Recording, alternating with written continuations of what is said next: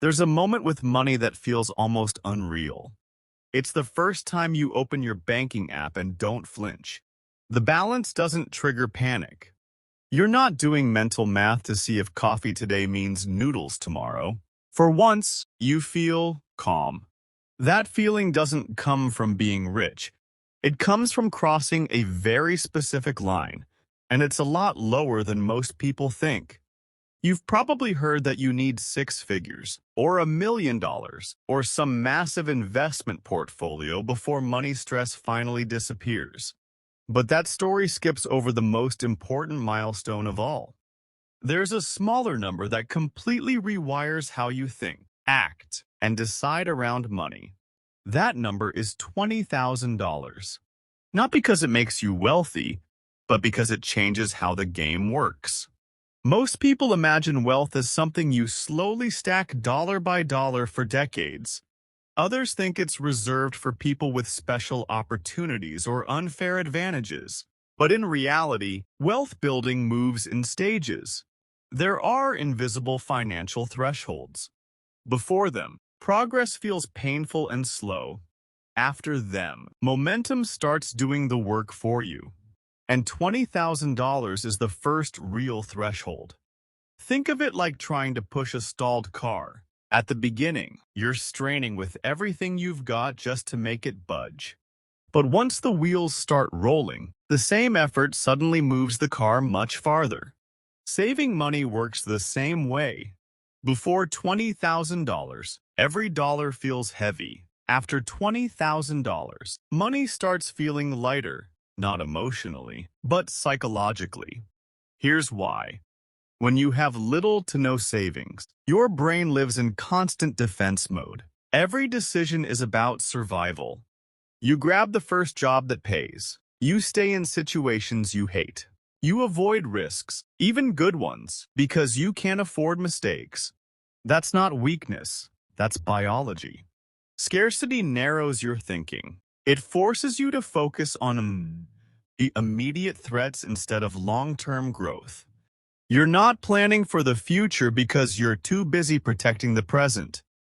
But once you build a real buffer, enough to cover months of expenses, something changes upstairs. Your thoughts slow down. Your decisions become deliberate instead of reactive. You stop asking, "How do I get through this month?" and start asking, "How do I make this better?" Even modest savings create this effect. Studies show that just a small emergency fund dramatically improves financial well-being. But when you reach the point where you could lose your job and still be okay for a while, that's when real confidence kicks in. That's why $20,000 matters. It's not magic, it's margin.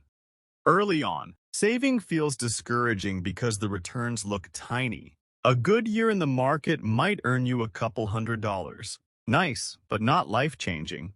At $20,000, that same percentage suddenly means real money. Thousands of dollars showing up without extra effort. Money you didn't trade time for. That's compound growth beginning to pull its weight.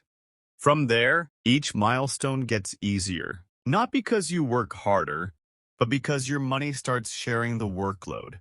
The same habits produce bigger results simply due to scale. And here's the part most people overlook.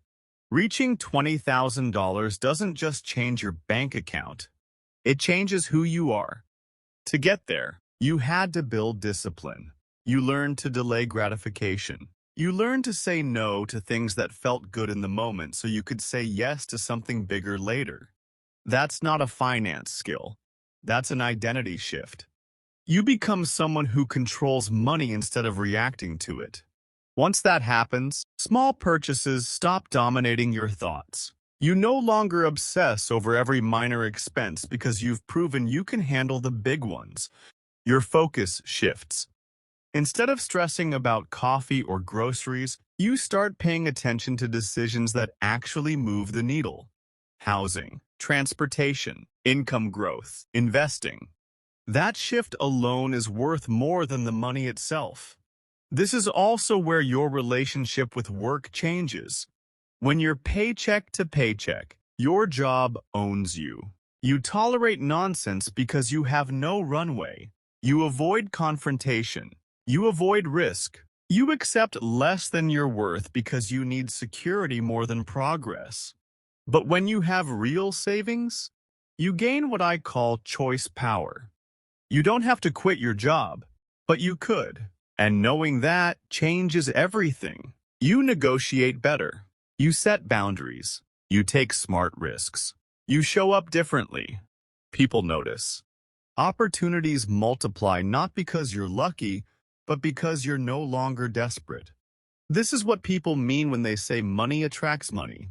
It's not mystical, it's practical. Money buys time, options, and confidence, and those things open doors. Of course, this only works if you protect the foundation. The biggest mistake people make is hitting $20,000 and treating it like a reward. New car, big vacation, lifestyle upgrade. That's backwards.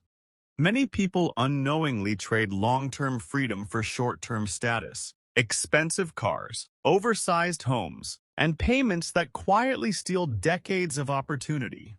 Many people unknowingly trade long-term freedom for short-term status, expensive cars, oversized homes, and payments that quietly steal decades of opportunity. Once you understand opportunity cost, your priorities shift. You stop asking, "Can I afford the payment?" and start asking, "What am I giving up by choosing this?" And ironically, that's when contentment increases. You stop chasing things that don't matter. You spend intentionally. You align money with what actually improves your life. But it will move you from fragile to stable, from reactive to strategic, from surviving to building. And once you cross that line, there's no going back. Start there. Protect it. Let it grow. Your future self is already grateful that you did.